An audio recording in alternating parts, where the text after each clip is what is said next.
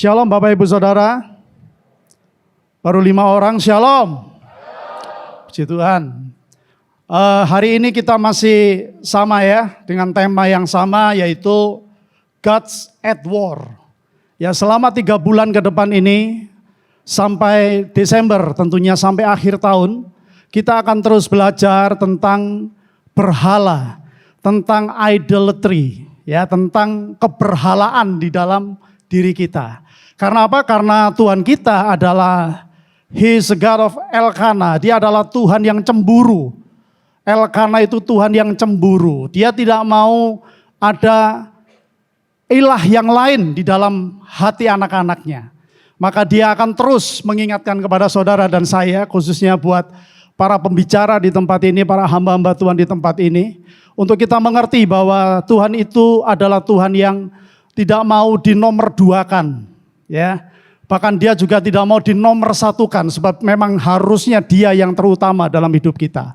Oleh karena itu mari kita bersama-sama belajar, kita responi kebenaran firman Tuhan ini, supaya setiap daripada kita benar-benar memasuki tahun 2023 penuh dengan kemenangan yang datang daripada Dia. Dunia berkata bahwa 2023 adalah resesi, tapi saya mau katakan anak-anak Tuhan akan resepsi, amin. Anak-anak Tuhan akan diberkati Tuhan, akan dipulihkan, dibebaskan. Sehingga apa? Sehingga kita bisa menjadi berkat, menjadi contoh teladan buat dunia ini. Karena dunia ini semakin lama semakin jahat, saudara. Semakin lama semakin gelap, semakin tidak menentu. Tapi di dalam firman Tuhan ada ya dan amin. Kita ada di dalam janji-janjinya. Ya. Baik, kita masih ada di dalam tema yaitu glorify the King through the family. Kita buka dalam Roma pasal yang ke-11 ayatnya yang ke-36. Roma pasal yang ke-11 ayatnya yang ke-36. Kita bisa baca bersama-sama. Roma pasal yang ke-11 ayatnya yang ke-36. Mari kita baca bersama-sama Bapak Ibu Saudara. 2, 3, sebab segala sesuatu berasal dari Allah. Segala sesuatu hidup oleh kuasanya. Dan segala sesuatu itu untuk kemuliaannya. Bagi dialah kemuliaan untuk selama-lamanya. Ini dalam versi versi yang lain dari LAI, saudara ya, dari FIYH. Dikatakan seperti itu, bahwa segala sesuatu itu berasal dari Allah. Dan segala sesuatu hidup oleh kuasanya. Dan segala sesuatu itu untuk apa? Kemuliaannya. Dan hari ini saya berbicara tentang, ini sebenarnya buat saya sendiri, saya pribadi, ini gak gampang saudara, sulit ya. Buat saya pribadi jujur sulit banget. Kenapa? Karena sermon guidance yang diberikan kepada saya, sebetulnya beberapa minggu terakhir ini membuat saya syok. Kenapa? Karena ini gak gampang buat saya sendiri untuk saya menyampaikan ini. Dan hari ini adalah salah satunya, yaitu berhala entertainment.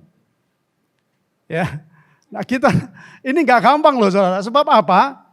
Di dalam KM yang saya gembalakan, anak-anak saya ini orang-orang entertainment semua. Itu rata-rata mereka pekerjaannya adalah entertain, gitu. Dan saya sampai hari ini, saya bukan orang yang gak suka entertainment. Saya suka nyanyi, saya suka nonton bioskop, saya suka hal-hal yang menyenangkan jiwa saya sendiri, hal-hal yang indah, hal-hal yang menarik hati. Saya senang saudara, saya bukan orang yang menyendiri dan kemana-mana bawa Alkitab, lalu saya selalu baca firman Tuhan. Enggak saudara, saya masih senang dengan entertain itu. Saya masih senang dengan apa yang ada di depan mata saya, apalagi sekarang ini kan kalau entertain itu selalu konotasinya adalah apa? Handphone, IT, teknologi.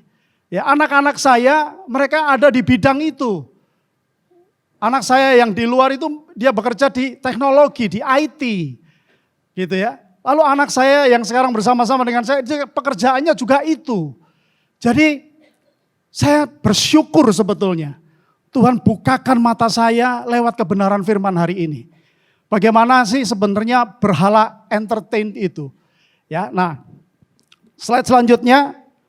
Nah, kalau saudara lihat ini, Ini seringkali kita kan temuin ini ya. Bagi Bapak Ibu Saudara yang Bapak Ibu Saudara punya Facebook, punya IG, ya, Instagram, ya, punya Twitter, ya punya akun-akun itu sering mendapati ini kan.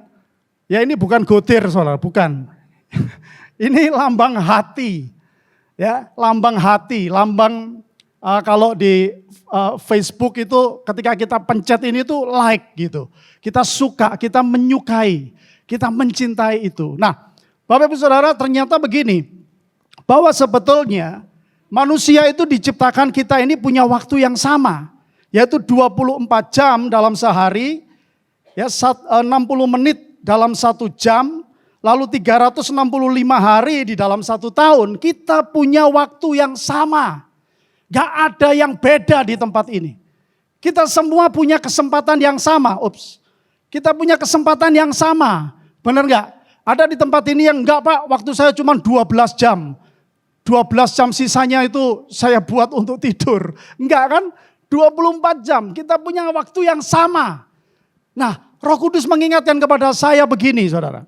Yang dimaksud dengan berhala supaya kita tidak terikat di dalamnya. Begini, apapun yang saudara masukkan di dalam hati saudara. Ya, apapun yang engkau konsum di dalam kehidupanmu sehari-hari. Selama 24 jam dalam sehari. 7 hari dalam seminggu.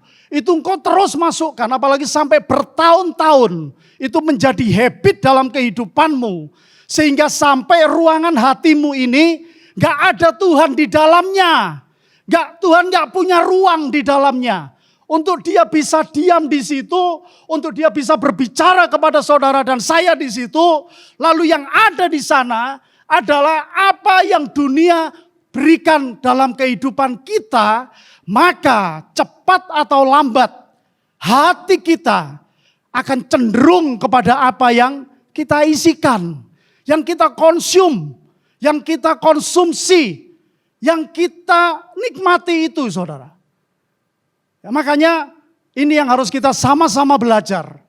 Bagaimana Amsal pasal 4 ayat 23 jelas berkata begini, jagalah hatimu dengan penuh kewaspadaan.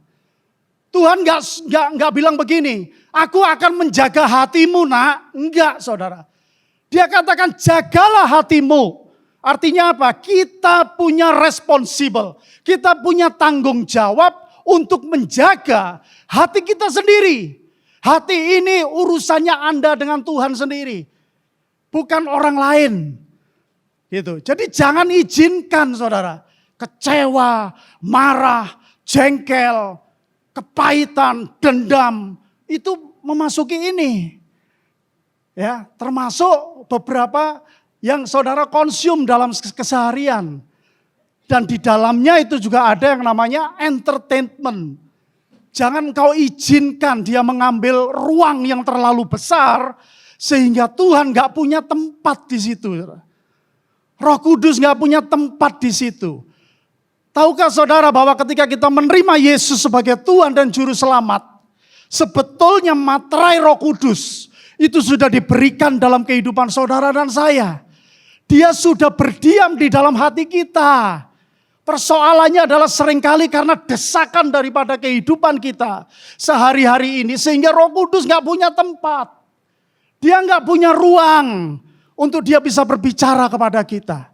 Untuk dia bisa menyatakan apa yang menjadi isi hati Tuhan dalam hidup saudara dan saya. Nah saya ingatkan kita harus memberikan ruang yang luas, yang lebar. Saya tidak berkata seperti lagu tadi ya. Hidupku milikmu. Ya, benar hidup kita milik Tuhan. Jangan sampai kita merasa bahwa hidup ini adalah milikku sendiri. Aku lakukan sekehendakku sendiri. Nanti kita sama-sama belajar. Roh Kudus ingatkan kepada saya waktu saya renungkan. Apa ya? Berhala entertain ini apa? Roh Kudus ingatkan ada 2 pribadi yang kita hari ini sama-sama belajar. Ya, jadi ini harus menjadi concernnya kita saudara. Hati ini penting, hati ini adalah pusat dari segala kehidupan kita. Ya hati, bukan di ini loh, bukan di pikiran. Bukan di pikiran, di dalam hati kita. Ya entertainment itu artinya ada 4.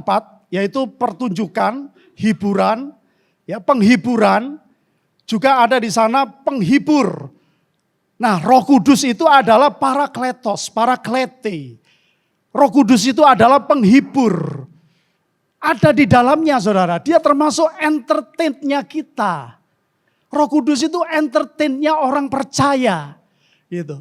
Karena ada di dalamnya itu ada paraklete. Ya, jadi pertunjukan, hiburan, penghiburan, saudara pasti tahu kan. Ada show, performance, ada display, entertainment, ada showing, ada exhibition, ya ada pameran, ada amusement, consolation, comfort, solace. Semuanya ini adalah masuk di dalam entertain. Nah, tetapi puji Tuhan di dalamnya itu juga ada paraklete, parakletos, ada Roh Kudus. Jadi hiburannya orang percaya, penghibur orang percaya itu Roh Kudus, saudara. Bukan yang lain, bukan televisimu, enggak.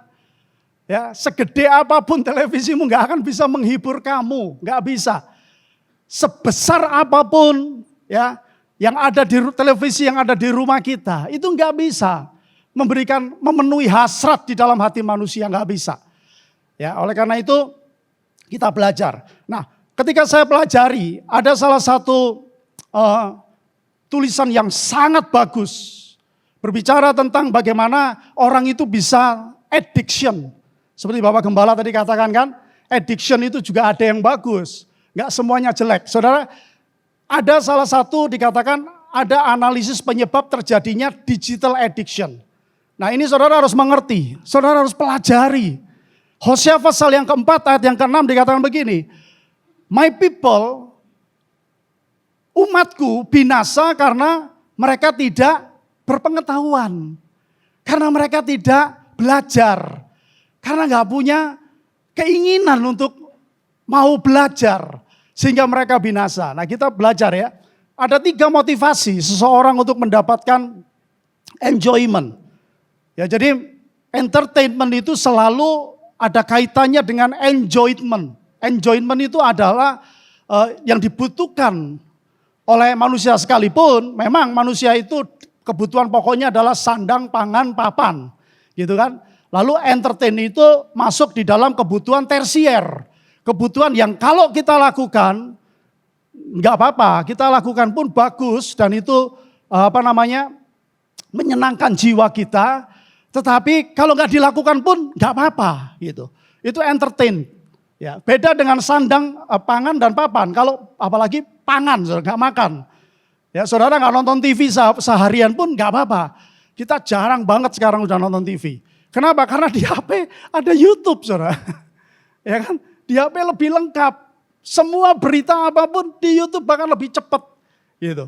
Jadi memang seperti itu. Ya, tapi kita harus mengerti ini. Yang pertama, motivasi seseorang untuk mendapatkan enjoyment itu adalah escapism. Escapism itu pelarian.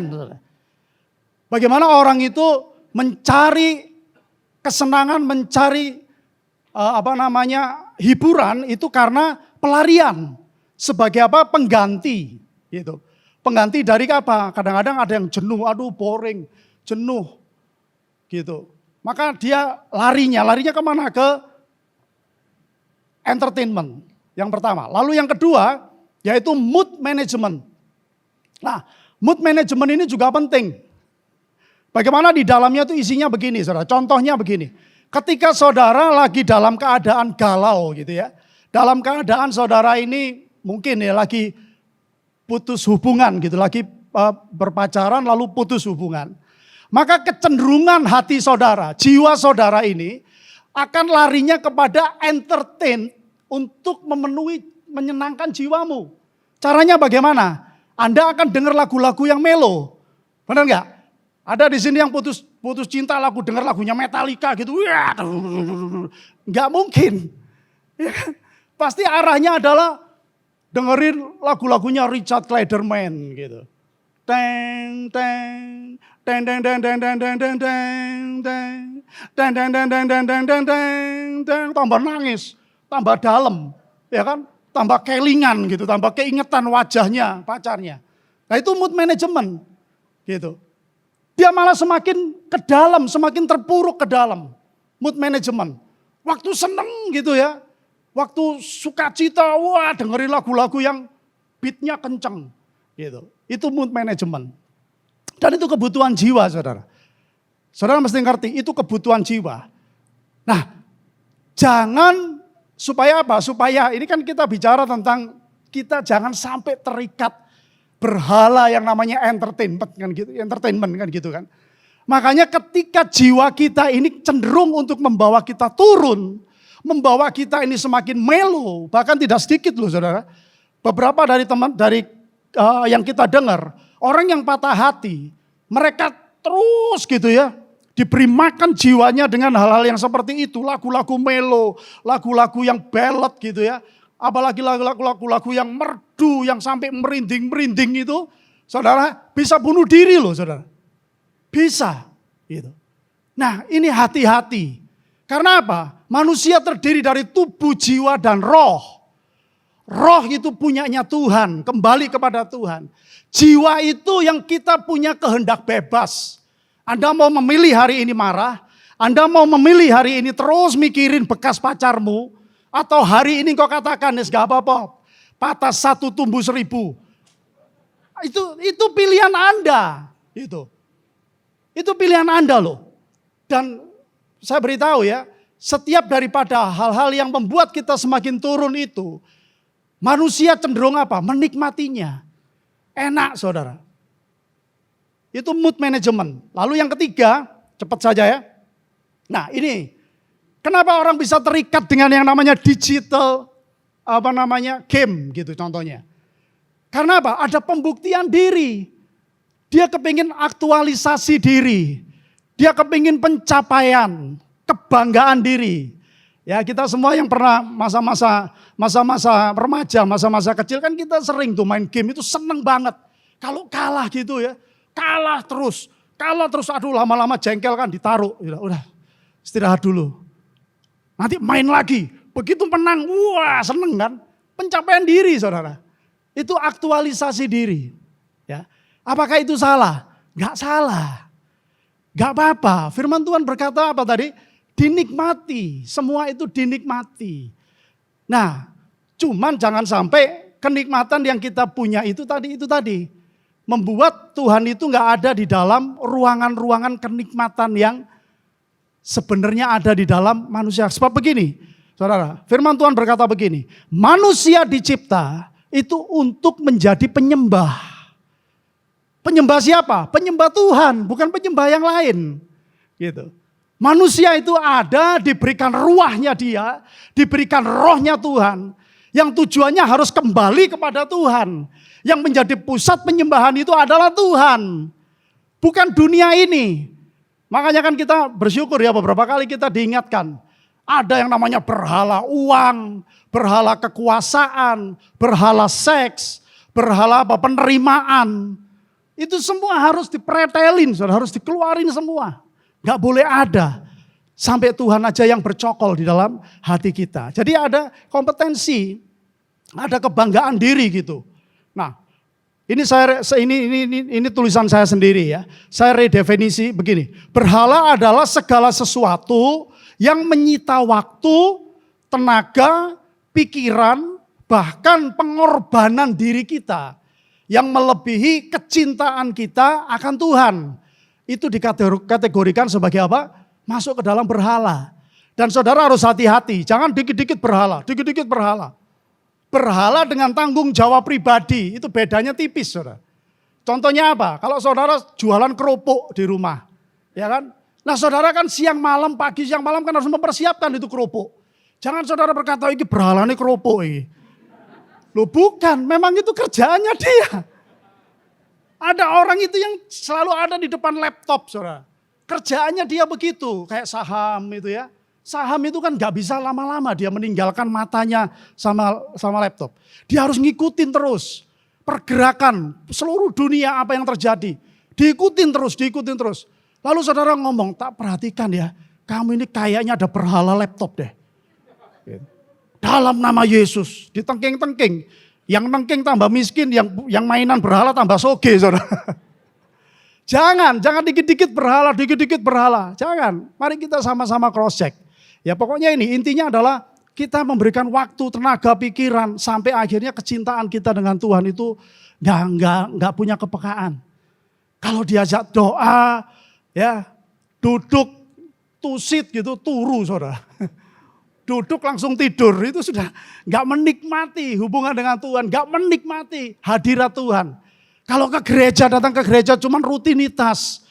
Cari, kayak saya dulu, saya ke gereja rutinitas, cari tempat yang paling belakang. Kenapa? Di belakang itu hadirat Tuhan nyata. Sehingga saya bisa tidur dalam hadiratnya. Saudara. Setelah hamba Tuhan katakan, ayo mari kita pulang berdiri. Itu kayak ada kelegaan yang keluar. Saudara. Nah ini kebalik. Ya, orang Kristen kebalik. Jadi berhala seperti itu. Nah, saudara perlu mengetahui bahwa berhala itu tidak bisa disingkirkan. Itu nature-nya kita. Makanya di Roma 3:23, semua manusia kehilangan yang namanya kemuliaan Tuhan. Ketika dia kehilangan yang namanya kemuliaan Tuhan, maka hal-hal yang urusannya dengan ketuhanan, ya, bukan agama loh saudara, tapi kehidupan loh. Bagaimana kita bisa mencintai Tuhan, kita bisa menikmati hadiratnya. Ketika kita ngomong begini, Yesus, benar-benar hati kita kepada Yesus yang itu, Yesus penebus kita, itu sulit saudara. Kenapa? Karena ini sudah nature-nya manusia, kita kehilangan kemuliaan.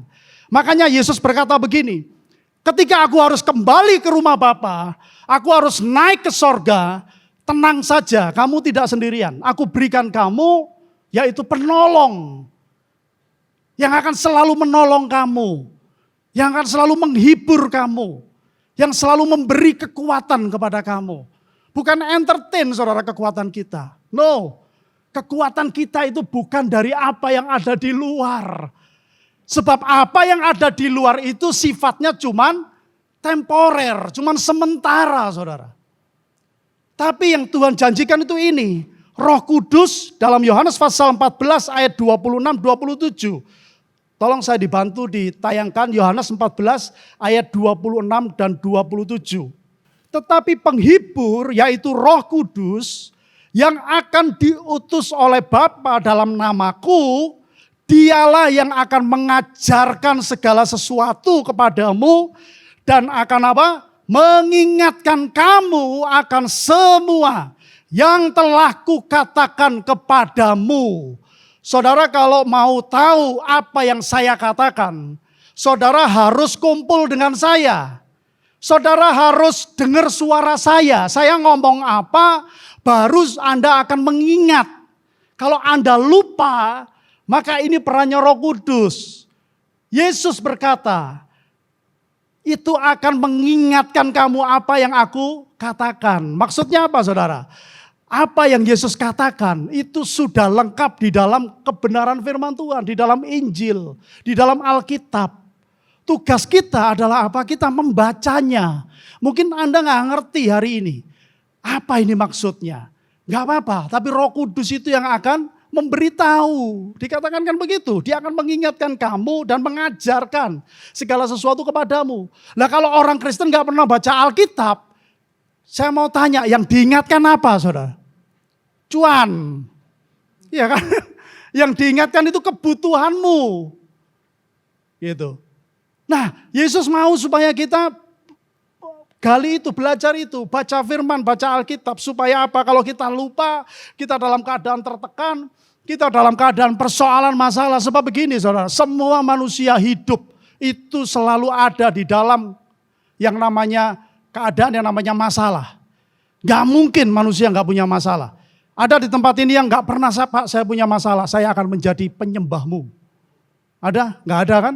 Semua punya masalah. Gitu. Makanya Tuhan mau kita belajar. Lalu 27 dikatakan begini. Nah ini saudara penting sekali. Damai sejahtera ku tinggalkan bagimu. Damai sejahteraku kuberikan kepadamu.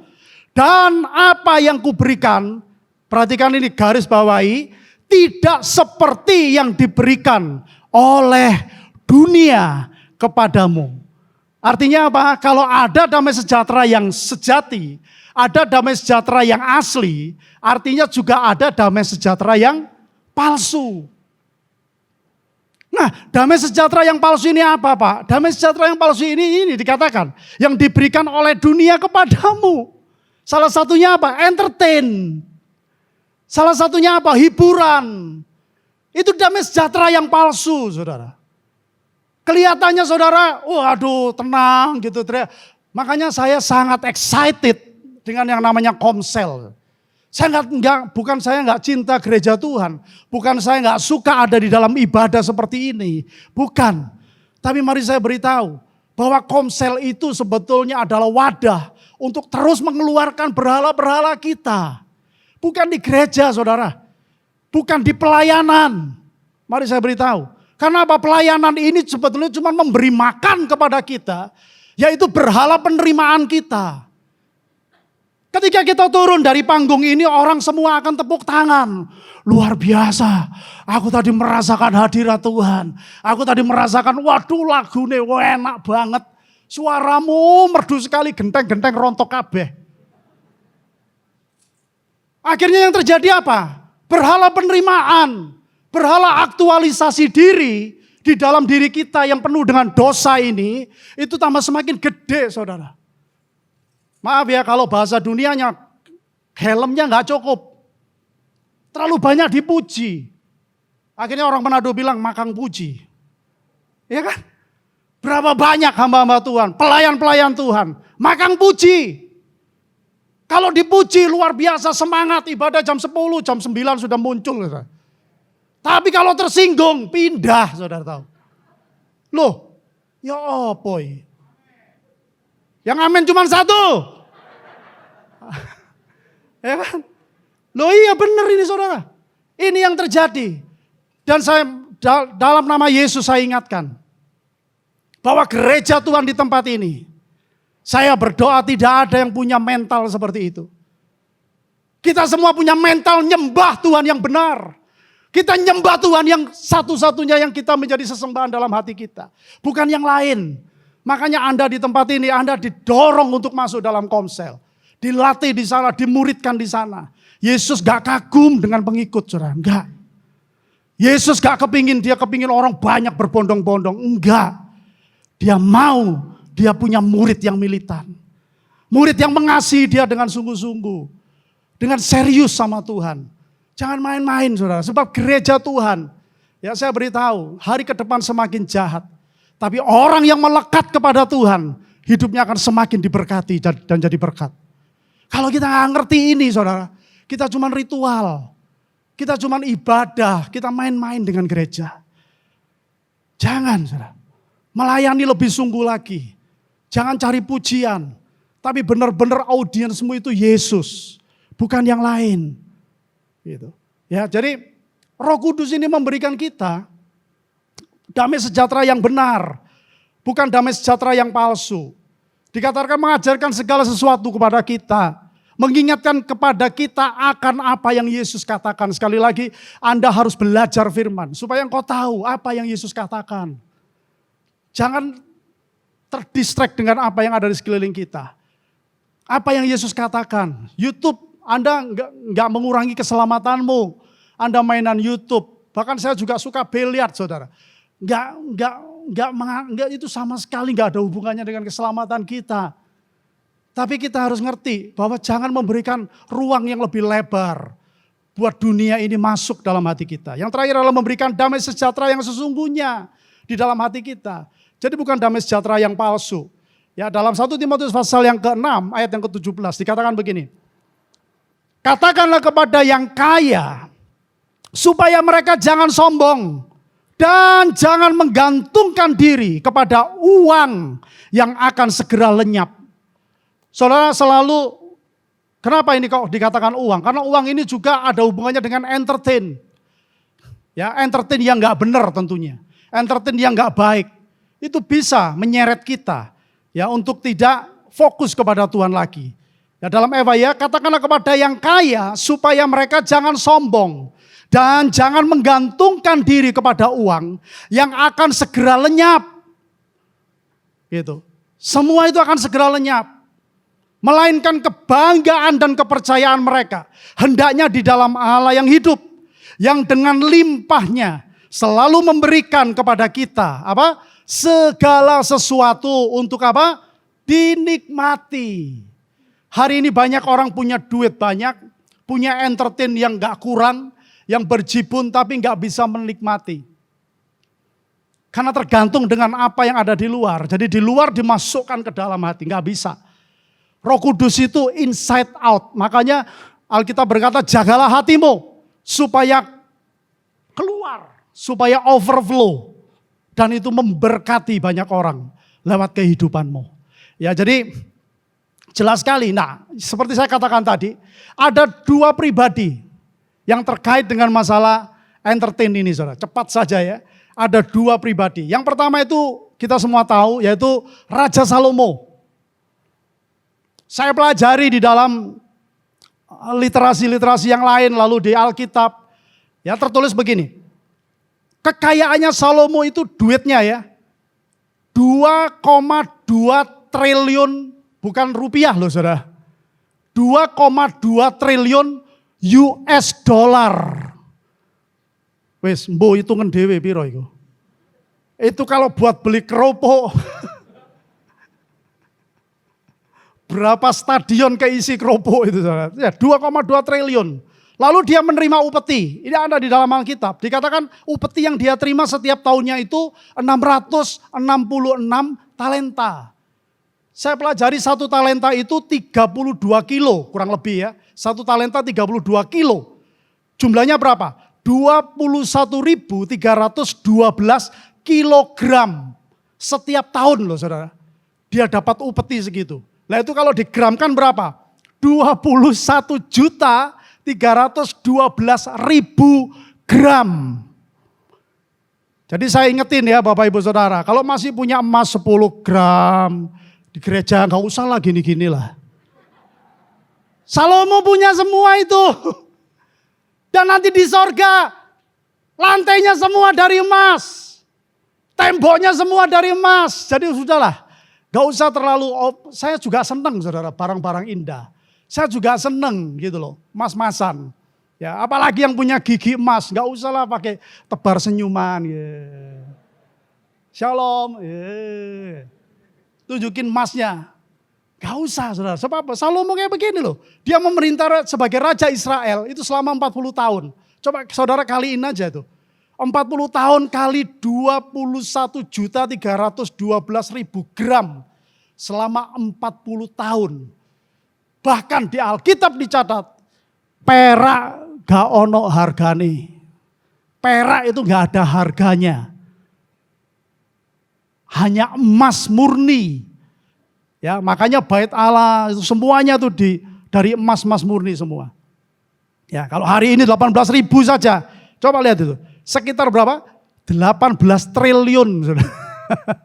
Coba, itu persembahannya buat Salomo. Dan dia juga selain itu dia juga penggubah yang namanya Amsal itu ada 3.000 Amsal. Lalu dia juga ini karena dia ini kan anaknya Daud. Jadi dia punya darah seni yang kuat dari bapaknya. Dia bisa membuat 1.005 lagu. Jadi kalau kita baru bikin lagu satu, wes gak usah lah pakai kepala kita ndangak gitu. Shalom, shalom, shalom. Gak perlu. Salomo 1000 men. Gitu. Jadi humble saja. Karena apa yang Tuhan berikan kepada kita, ingat ya, itu untuk kemuliaannya. Bukan kemuliaan kita sendiri. Dan kau akan terus dibuat kapasitasmu semakin besar. Salomo, dan ini yang lebih mengerikan lagi saudara. Untuk entertainnya dia punya istri 300. Ya, jadi di ruangan ini kalau masih punya istri 2 jangan bangga. Gitu. Tapi datang ke Pak Michael, minta konseling. Yang mana ini yang harus aku lepas? Karena apa? Karena loh, si Jia wes ngerepoti saudara. Loh serius, ayo Martin kamu gak repot? Ayo kamu ada istrimu takut. Loh orang menikah itu, Rasul Paulus bilang begini, orang menikah itu buat masalah saudara. Loh iya, Makanya kalau saya berkati pernikahan, saya bilang, kamu serius mau kawin? Serius Pak, mata berbinar-binar. Karena lagi jatuh cinta, tai kucing rasa coklat gitu. Nanti ketika masuk dalam pernikahan, mulai bulan pertama mulai telepon malam-malam. Pak ini kayaknya ada serangan nyamuk kali saya bilang. Mulai bulan ketiga mulai bulan 1 tahun itu mulai. Ya memang seperti itu. Jadi sudahlah. Makanya Tuhan itu adalah Tuhan yang luar biasa. Dia berikan kita ini berkat untuk kita nikmati. Sudah punya ya sudah mengucap syukur. Jangan punya keinginan yang lain. Jangan lupa itu kan Daud kan bisa Pak kawin 2, 3, 4 loh. Itu kan Daud. Kon kan duduk Daud saya bilang. Kamu kan bukan Daud. Ngapain? Gitu. Ya jadi ini 700 gondek. Coba. Nah ini kalau dia ibadah 5 kali di tempat ini saudara. Dia yang khotbah, jemaatnya bojo-bojone dewe. 5 kali ibadah, coba. Terus manajemen dikasih absensi. Nah, siapa ini? Istrinya Salomo. Nah, ini entertainnya dia saudara. Ya, Raja Salomo melebihi semua raja di bumi dalam hal kekayaan dan hikmat. Seluruh bumi berikhtiar menghadap Salomo. Untuk apa? Menyaksikan hikmat yang telah ditaruh Allah di dalam hatinya. Tujuan Tuhan taruh hikmat itu untuk kemuliaan Tuhan sebetulnya. Makanya Tuhan melarang sekali sama dia. Untuk dia punya kuda yang banyak. Untuk dia punya istri dari bangsa-bangsa lain. Tapi akhirnya apa? Istri-istrinya ini membuat hatinya condong. Untuk apa? Menyembah ilah-ilah yang lain. Saudara. Ya ini. Mereka datang masing-masing membawa persembahannya yakni barang-barang perak dan barang-barang emas. Pakaian, senjata, rempah-rempah, kuda dan bakal. Dan begitulah tahun demi tahun selama 40 tahun. Betapa kayanya Salomo ini. Tapi di akhir, ya di dalam pengkhotbah, coba yang ini. Nah ini dikatakan begini. Keturunan yang satu pergi dan keturunan yang lain datang. Tetapi bumi tetap ada, dia bilang begitu. Ini di akhir daripada penyesalannya dia. Tentang yang namanya entertain yang cuman memuaskan jiwanya dia. Dikatakan begini, matahari terbit, matahari terbenam. Lalu terburu-buru menuju tempat ia terbit kembali. Ya, Salomo ini merasa monoton hatinya. Jiwanya merasa datar. Gitu, tawar. Angin bertiup ke selatan lalu berputar ke utara. Terus menerus ia berputar. Dan dalam putarannya angin itu kembali. Semua sungai mengalir ke laut tetapi laut tidak juga menjadi penuh. Kemana sungai mengalir ke situ sungai mengalir selalu. Segala sesuatu kata dia ini. Menjemukan. Saudara lihat itu. Ya. Orang yang kekayaannya dikatakan Alkitab tidak ada raja yang lebih kaya dari dia. Sebelum dan sesudah Salomo. Salomo ngomong begitu. Menjemukan. Membosankan. Wes pokoknya gak ada yang menarik dari apa yang aku miliki. Dia bilang. Dan dikatakan begini. Sehingga tak terkatakan oleh manusia. Mata tidak kenyang melihat. Telinga tidak puas mendengar. Apa yang pernah ada akan ada lagi. Dan apa yang pernah dibuat akan dibuat lagi. Tak ada sesuatu yang baru di bawah matahari. Apa yang pernah ada akan ada lagi. Dan apa yang pernah dibuat akan dibuat lagi. Tak ada sesuatu yang baru di bawah matahari. Apakah sesuatu yang dapat dikatakan, lihatlah ini baru. Tetapi itu sudah ada dulu, lama sebelum kita ada. Kenang-kenangan dari masa lampau tidak ada, dan dari masa depan yang masih akan datang pun tidak akan ada kenang-kenangan pada mereka yang hidup sesudahnya. Dan di akhirnya dia katakan, semuanya itu sia-sia. Dan hiduplah takut akan Tuhan. Karena hasrat di dalam hati manusia, hanya Tuhan yang bisa memenuhi. C.S. Lewis berkata begini, makhluk hidup tidak dilahirkan dengan hasrat. Ya, anak bayi itu loh saudara, itu enggak dilahirkan dengan hasrat. Punya hasrat, enggak. Kecuali kepuasan untuk memenuhi hasrat itu. Gitu. Lalu hasrat itu tidak bisa dipenuhi oleh apapun yang datang dari dunia ini. Tetapi hanya bisa dipenuhi dari tempat maha tinggi. Dengan kata lain, hasrat manusia hanya bisa dipenuhi oleh Tuhan. Gitu. Ada sebuah lagu yang bagus. Lagunya gini, sudahkah kau miliki damai di hatimu?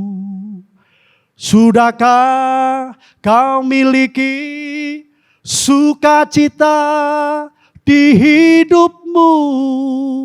Hanya Yesus yang sanggup memberikan semua itu. Jadikanlah Dia raja di hidupmu. Hanya orang Kristen yang menjadikan Yesus sebagai raja dalam hidupnya. Hasratnya selalu puas. Dia gak kekurangan apapun. Karena Roh Kudus selalu menghibur dalam hati orang percaya. Ya. Oleh karena itu jangan biarkan semua itu mengisi hati kita. Lalu yang terakhir inilah kesimpulan yang akhir. Kata Salomo, takutlah akan Allah dan taatilah perintah-perintahnya. Karena itulah kewajiban setiap orang. Sebab apa? Allah akan mengadili kita untuk segala sesuatu yang kita lakukan. Termasuk setiap hal yang tersembunyi di dalam hati kita. Yang baik maupun yang apa? Buruk. Gitu. Ya, jadi yang kedua, yang terakhir adalah Simson. Saya masih punya waktu 5 menit. Nah, pribadi yang kedua ini, kalau kita belajar firman Tuhan di Hakim-Hakim pasal yang ke-16 kalau nggak salah ya. Hakim-Hakim pasal yang ke-16. Simson ini adalah seorang nazir. Ya, nazir itu beda dengan imam. Nazir itu akhirnya muncul nazar, gitu. Nazar. Orang yang bernazar kepada Allah, ya maka dia berjanji kepada Tuhan itu dikatakan sebagai nazir. Ya di Alkitab ada 3 kalau nggak salah yang sebagai nazir Allah, yaitu Simson, lalu Samuel, ya dan juga yang ketiga adalah Yohanes Pembaptis. Mereka adalah nazir Allah yang memberikan hidupnya sepenuhnya untuk melayani Tuhan. Hidup kudus, hidup tidak bercacat celah. Hidupnya bahkan rambutnya itu tidak dipotong, saudara. Ya, mungkin perkiraan saya. Yesus kenapa kok gondrong? Bukan karena ikut-ikut Metallica, saudara, enggak. Tapi memang kemungkinan adalah ini. Karena Maria itu sudah ngomong malaikat sudah ngomong sama Yesus. Bahwa anak yang kau kandung, dia akan menyelamatkan bangsa ini. Maka sejak dalam kandungan sudah dikatakan sebagai nazir. Tapi Yesus bukan sekedar nazir, dia bukan nazir. Dia adalah Tuhan di atas segala nazir, saudara. Kenapa? Karena kita semua tahu bahwa hukum-hukum yang dibuat oleh di kitab Taurat itu, Yesus katakan kan begini, aku datang bukan untuk menghilangkan kitab Taurat, menghilangkan hukum 10 hukum perintah Allah itu. Tapi aku datang untuk menggenapinya, menyempurnakannya. Ya, jadi nasir-nasir ini sudah disiapkan. Nah, salah satunya adalah Simson. Ya, kalau kita baca di dalam firman Tuhan, dalam Hakim-Hakim pasal yang ke-14, cepat saja ya. Hakim pasal yang ke-14, jelas sekali bahwa Simson ini adalah orang yang memang sudah ditentukan sejak dalam kandungan ibunya untuk dia menjadi apa? Menjadi hamba Tuhan, menjadi nazir. Makanya rambutnya tidak dipotong. Dia punya kekuatan yang luar biasa. Dikatakan begini, ayat yang pertama, Simson pergi ke Timna dan di situ ia melihat seorang gadis Filistin. Ia pulang dan memberitahukan kepada ayahnya dan ibunya di Timna. Aku melihat seorang gadis Filistin. Perhatikan ini, tolong ambillah dia menjadi istriku. Tetapi ayahnya dan ibunya berkata kepadanya, tidak adakah di antara anak-anak perempuan, sanak saudaramu atau di antara seluruh bangsa, kita seorang perempuan, sehingga engkau pergi mengambil istri dari orang Filistin, orang-orang yang tidak bersunat itu. Tetapi jawab Simson kepada ayahnya, ambillah dia bagiku, sebab dia kusukai. Nah ini mulai, saudara. Kasih karunia anugerah yang Tuhan beri kepada Simson. Yang tadinya Tuhan ngomong sama Manoah sebagai bapaknya. Dia bilang bahwa Anak yang akan kau kandung, ibunya Simson itu bahkan gak ada ditulis namanya. Ibunya adalah seorang wanita yang mandul.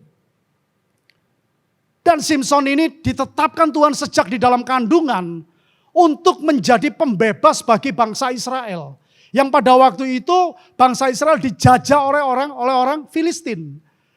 Dan orang-orang Israel ini mereka pegang kuat Talmud, memegang kuat Taurat gitu. Mereka takut sekali sama Tuhan pada waktu itu untuk hidup lebih sungguh-sungguh. Tapi Simson saudara lihat, nah ini keteledorannya. Yang pertama itu penguasaan dirinya rendah. Ketika dia melihat di Timna, dia lihat ada gadis Filistin. Dia ngomong sama bapaknya, ambilkan dia buat aku. Bapak ibunya sudah melarang, saudara dengar di tempat ini. Kalau hidupmu sama orang tuamu aja kok gak taat, kok gak tunduk. Gak ada yang bisa dilihat di dalam kehidupan rohani saudara, gak ada. Termasuk di dalam pelayanan, lebih baik Anda jangan ikut dalam pelayanan. Kalau di rumah sendiri kok gak bisa tunduk sama orang tuamu, kok gak menghormati orang tuamu. Ya, lalu engkau aktif gitu di dalam pelayanan.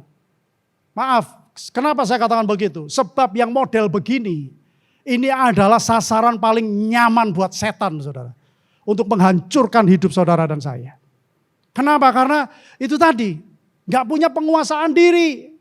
Lalu yang kedua apa? Mengejar kesenangan yang semu. Mengabaikan anugerah yang Tuhan percayakan. Dalam Hakim-Hakim pasal 15 ayat yang ke-16. Dikatakan bahwa ketika dia ketemu dengan teman-temannya, berjumpa dengan teman-temannya, dia berpesta pora, dia minum minuman yang memabukkan. Padahal Tuhan bilang kalau kamu menjadi nazir itu gak boleh minum minuman yang memabukkan. Dia sengaja saudara, dia lakukan itu. Artinya apa? Pengurapan yang Tuhan sudah beri dalam hidup saudara dan saya. Pengurapan yang seharusnya bisa untuk membantu orang lain, menolong orang lain.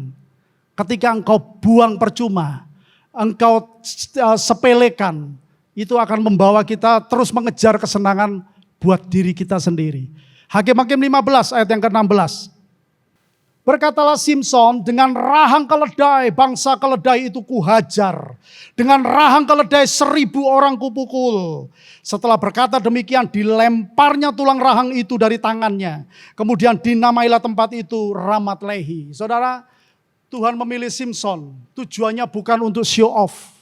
Tujuannya bukan untuk kepentingan dirinya sendiri. Simson dijadikan nasir, tujuannya untuk membebaskan bangsa Israel. Artinya apa? Kekuatannya dia bukan untuk hal-hal yang remeh-temeh. Untuk hal-hal yang kayak begitu. Apalagi kalau saudara baca itu ya di Hakim-Hakim. Waduh, dia tebar pesona saudara. Mungkin Simson ini juga bukan hanya rambutnya gondrong, tapi wajahnya cakep. Badannya gede saudara. Orang model kayak begitu kan semua orang noleh. Benar gak? Iya dong, badannya gede, rambutnya panjang. Pasti orang lihat, wah ini nasir Allah. Kekuatannya luar biasa.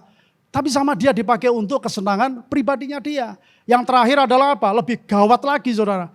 Dia kompromi dengan dosa yang membawa kemerosotan moral dalam hidupnya. Ketika dia jalan-jalan di Filistin, dia ketemu dengan pelacur. Dia tidur dengan pelacur, saudara tahu. Itu hukum daripada hukum perintah, 10 perintah Allah itu dilanggar semua sama dia. Dihajar semua hukum itu. Berzina, menginginkan milik orang lain. Ya kan, membunuh, itu dilakukan oleh Simson. Dan yang terakhir, saudara, akibat dari keteledorannya, ini yang sangat-sangat menyedihkan dan tragis. Saudara. Alkitab berkata begini, Tuhan telah meninggalkan dia. Saudara, jangan kira orang itu sibuk di dalam pelayanan, lalu dia selalu disertai Tuhan. Enggak. Tuhan itu bela firman-Nya. Tuhan membela tubuhnya di tempat ini. Tetapi urusan pribadi lepas pribadi, tanggung jawab masing-masing pribadi, itu urusan hidupmu dengan Tuhan sendiri. Kenapa? Ketika Tuhan sudah meninggalkan Simson, kekuatannya habis. Saudara. Dia gak bisa. Yang tadinya nasir, yang tadinya itu hamba Tuhan, yang Tuhan akan pakai untuk menghancurkan orang Filistin. Saudara tahu endingnya? Nih lihat endingnya. Hakim-Hakim 16:25. Panggil Simson. Tujuannya untuk apa saudara? Disuruh melawak saudara. disuruh jadi entertainer buat raja-raja Filistin. Berapa banyak kita lihat orang-orang yang tadinya berkobar-kobar melayani Tuhan, sungguh-sungguh sama Tuhan, radikal sama Tuhan, gitu. Sungguh-sungguh pegang Injil, tapi di akhir cerita hidupnya jadi pelawak, saudara. Ditertawain orang, jadi bahan tertawaan, jadi bahan cemoohan. Halah, pelayanan, diketawain, saudara. Dan itu yang terjadi terhadap Simson. Saya berdoa di tempat ini, kita semua serius sama Tuhan. Saudara jangan main-main. Kalau saudara setengah-setengah gak usah ikut dalam pelayanan. Saudara setengah-setengah di tempat ini saudara merasa gak nyaman. Aku gak merasa diberkati. Saudara boleh kok pindah gereja tempat lain. Jangan sampai Anda jadikan tempat ini menjadi tempat hiburan, saudara. Saudara tahu maksud saya masih dengar loh. Ada orang itu yang kalau dengar firman Tuhan, aduh gak bagus. Kurang bagus. Kenapa? Karena gak lucu. Saudara tahu, kita di tempat ini mau dijadikan kayak pelawak. Memangnya kita hamba Tuhan yang bagi firman Tuhan ini pelawak. Anda harus lucu-lucu, banyol-banyol gitu. Enggak, saudara. Firman yang ditabur tidak akan pernah kembali dengan sia-sia. Apa yang saudara dengar dan saudara tangkap itu jadi berkat. Itu akan memberkati hidupmu. Tapi kalau apa yang kau tangkap sebagai hiburan, makanya enggak heran Anda cuma jadi anak-anak. Terus kita anak-anak itu kan cari hiburan, saudara. Iya kan? Cari yang nyaman, cari yang enak, yang lucu, gitu. Kalau ada kesalahan diketawain, bukan dibantu. Itu anak-anak, saudara. Dan saya berdoa di tempat ini, ayo kita sama-sama dewasa. Salomo dan Simson ini menjadi pelajaran buat kita. Simson yang tadinya orang yang dipanggil Tuhan untuk jadi nasir. Jadi nasir itu orang terhormat, saudara. Martabatnya tinggi pada waktu itu. Tapi saudara lihat endingnya dia jadi pelawak. Disuruh ngelawak. Dan yang lebih ngeri lagi, saudara. Matanya dicungkil. Dia gak bisa lihat. Dia gak tahu apa yang ada di depannya. Matanya tertutup, saudara. Dia hamba Tuhan. Ditertawakan, dia matanya tertutup. Dia cuma muter. Tapi ingat, Tuhan kita adalah Tuhan yang panjang sabar. Dia tunggu sampai rambutnya Simson tumbuh lagi. Lalu dia bertobat. Dia ngomong gini sama Tuhan. Tuhan, sekali lagi berikan aku kekuatan. Untuk menghancurkan orang-orang yang ada di depan musuh-musuh ini. Saudara tahu Alkitab mencatat, yang mati lebih banyak daripada pada saat matanya masih melek. Artinya apa? Come on, hari ini Tuhan masih menunggu kita. Tuhan masih sabar tunggu kita. Sampai kita bisa melihat dengan jelas. Sampai mata kita clear, kita bisa lihat panggilan Tuhan dalam hidup kita. Dan dia akan pakai saudara untuk memberkati bukan hanya keluargamu, tapi orang-orang di luar sana. Yang mereka berjalan gak ngerti. Mereka berjalan dalam kegelapan. Saudara, kalau gereja juga berjalan seperti Simson, saudara gak akan pernah bisa menuntun orang yang buta. Gak bisa. Tuhan mau mata kita melek. Tuhan mau mata kita benar-benar jelas melihat. Sekalipun itu kadangkala disalah mengerti oleh orang lain. Kadangkala itu dimusuhi oleh orang lain. Gak apa-apa, saudara. Tapi kalau itu ada dalam kebenaran, kerjakan kebenaran itu. Lakukan kebenaran itu. Nanti endingnya, Anda tidak akan pernah ditertawakan orang. Tapi kemuliaan Tuhan ada dalam hidup kita. Dan keindahan Injilnya terakhir, saudara. Ini, Yesus dipaku di atas kayu salib. Sebagai tontonan. Sebagai bahan tertawaan, saudara. Bahan cemoohan. Bahan olok-olok. Supaya kita yang sudah ditebus dengan nyawanya tidak lagi menjadi bahan tertawaan. Kita tidak menjadi bahan cemoohan.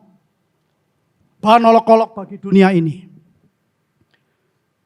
Saya percaya bahwa setiap daripada kita pernah merasakan namanya kasih karunia Tuhan. Waktu Tuhan datang dalam hidupmu, dia katakan, ayo anakku, hidupmu diubahkan. Lewat baptisan kau dibaptisan menjadi manusia yang baru. Dan setelah itu matamu bisa melihat. Matamu terbuka lebar. Rencana Tuhan dalam kehidupanmu. Saya kira setiap daripada kita pernah mengalami itu.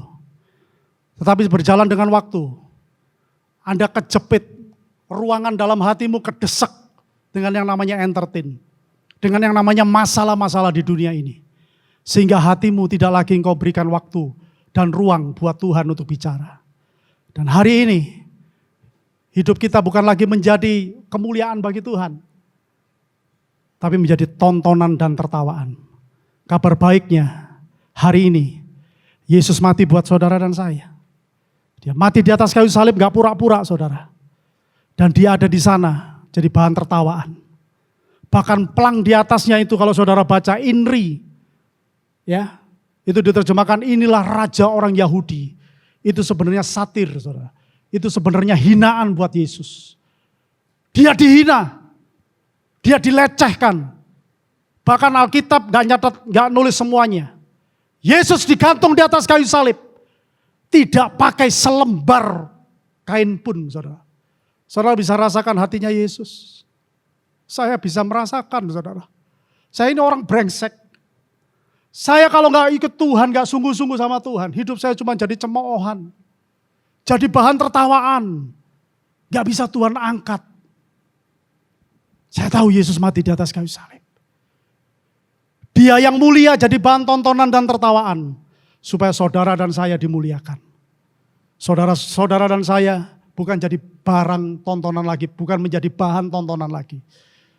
Tapi kita benar-benar menjadi anaknya. Punya harkat dan martabat yang diangkat sama Tuhan. Didudukkan dengan raja-raja.